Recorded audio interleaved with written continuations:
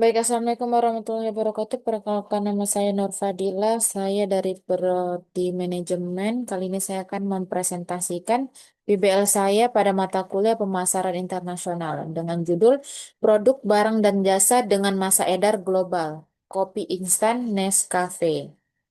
Baik, selanjutnya.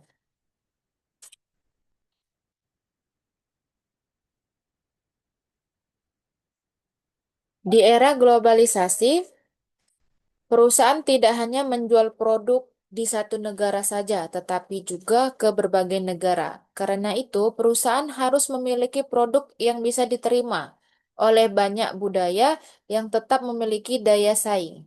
Industri makanan dan minuman, khususnya kopi instan, berkembang pesat karena praktis dan sesuai dengan gaya hidup modern.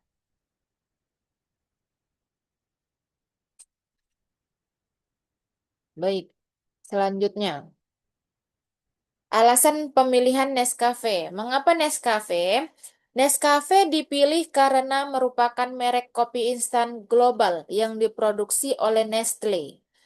Produk ini sudah dipasarkan di lebih dari 180 negara dengan memiliki citra merek yang kuat. Selain itu, Nescafe juga mudah ditemukan di pasar lokal, sehingga cocok untuk dijadikan objek observasi langsung. Baik, selanjutnya.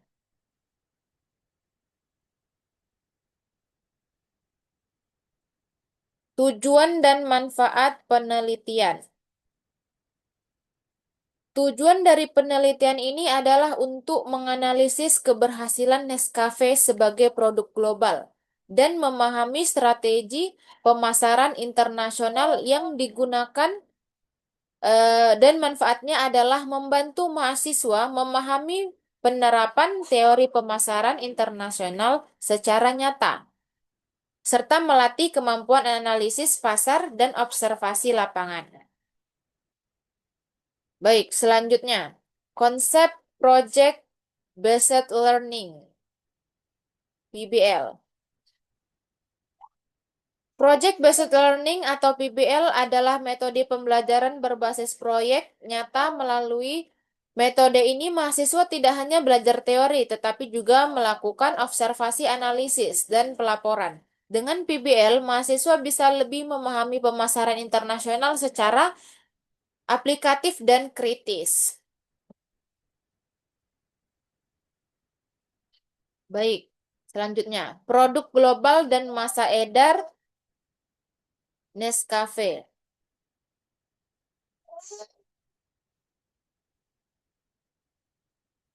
Strategi global. Nescafe merupakan konsep globalization, yaitu kombinasi strategi global dan lokal yang efektif. Yang pertama, merek global, yaitu brand Nescafe tetap konsisten di seluruh dunia. Adaptasi lokalnya yaitu penyusian rasa, kemasan, dan harga sesuai pasar lokal. Lokal. Masa edarnya panjang. Karena yang pertama, kualitasnya konsisten. Yang kedua, distribusinya luas. Yang ketiga, eh, permintaannya stabil di global.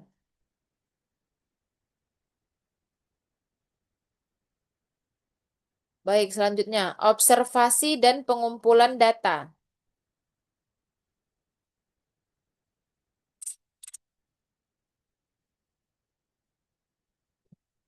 Observasi dilakukan di beberapa lokasi retail, seperti supermarket Halimah Summerland dan Color City Botania 1. Kegiatan observasi meliputi pengamatan produk, wawancara ringan dengan konsumen, dengan serta analisis perbandingan dengan merek kopi instan lain.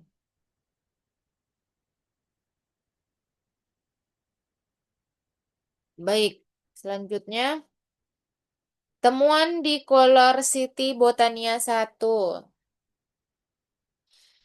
Salah satu temuan menarik adalah di Color City Botania 1, di mana pemilik usaha menjual produk berlabel Cooler City dan juga menjual Nescafe secara pribadi dengan atas nama pribadi owner. Hal ini menunjukkan bahwa produk global seperti Nescafe dapat masuk dan bersaing di usaha retail lokal.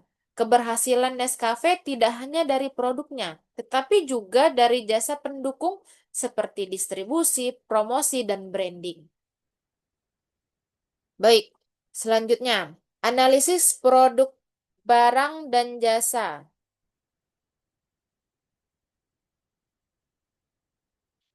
Salah satu analisis produk barang dan jasa.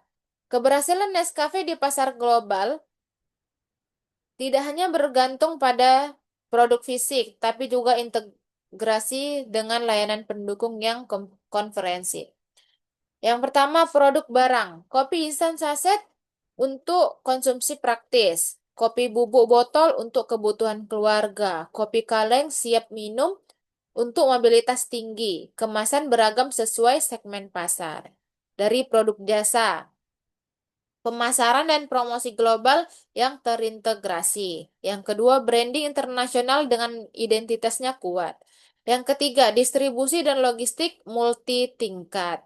Yang terakhir, riset dan pengembangannya produk-produk Nescafe ini berkelanjutan. Baik, selanjutnya kesimpulan. Dapat disimpulkan bahwa Nescafe adalah contoh produk global yang sukses di pasar internasional. Keberhasilannya didukung oleh strategi pemasaran internasional yang tepat, integrasi produk barang dan jasa, serta distribusi yang luas hingga ke retail lokal. Metode Project Based Learning terbukti efektif membantu mahasiswa memahami pemasaran global secara nyata. Baik, berikut lampirannya. Saya wawancara pegawai atau kepala toko Cooler City.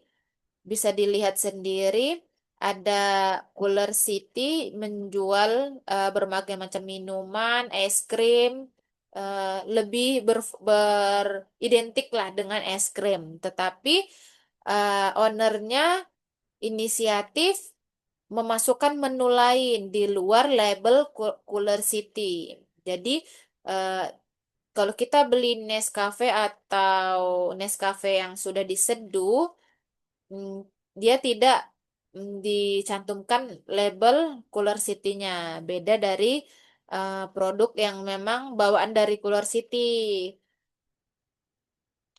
Kalau produk bawaan dari Cooler City memang sudah tercantum label Cooler City-nya.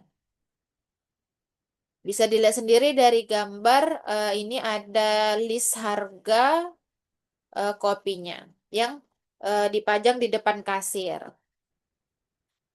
Baik, Cooler City Botania 1 merupakan usaha retail yang menjual berbagai minuman dengan label Cooler City. Selain itu, tempat ini juga menjual makanan dan kopi instan Nescafe di luar label Cooler City sebagai usaha pribadi pemilik cooler yang di Botania 1, cabang Botania 1, sehingga relevan untuk observasi distribusi produk global melalui usaha lokal. Baik, sekian dari saya. Apabila ada salah kata dan kekurangan, saya mohon maaf. Wassalamualaikum warahmatullahi wabarakatuh.